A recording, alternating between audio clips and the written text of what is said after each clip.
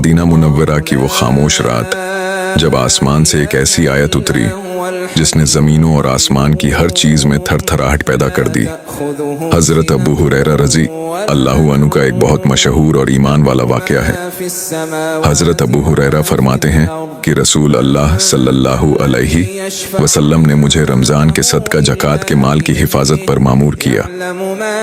रात के वक्त एक शख्स आया और अनाज खजूरें मुट्ठियों से भर भर कर अपने बर्तन में डालने लगा।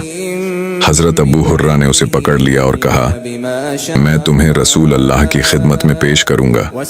उसने आजी की और कहा, मैं बहुत मोहताज हूँ, मुझ पर बाल बच्चों का बोझ है और मैं सख्त ज़रूरतमंद हूँ। हज़रत अबू हुर्रा को इस पर तरस आ गया और उसे छोड़ दिया। सुबह हुई तो अबू हुरैरा ने रसूल अल्लाह को पूरा हाल सुनाया। आप सल्लल्लाहु अलैहि वसल्लम ने फरमाया, उसने तुमसे झूठ बोला है और वह फिर आएगा। दूसरी रात नबी करीम के फरमाने की वजह से हजरत अबू हुर्रा चौकन्ना थे।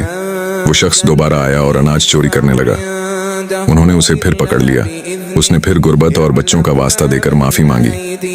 हजरत अबू हुरैरा ने फिर रहम खाकर उसे फिर छोड़ दिया। अगली सुबह हुजूर ने फिर यही फरमाया, वो चोर दोबारा आएगा। तीसरी रात वह फिर आया। अबू हुरैरा ने उसे पकड़कर कहा, अब मैं तुम्हें हरगिज नहीं छोड़ूंगा। उस शख्स ने कहा, छोड़ दो, मैं तुम्हें एक ऐसा वजीफा बताऊंगा जिससे शैतान तुमसे दूर भागेगा। चोर ने जो कलमात कहे वो यह थे, जब तुम रात को अपने बिस्तर पर सोने लगो तो आयतुल कुर्सी यानी सूर अल बकरा की आयत नंबर 255 पढ़ लिया करो।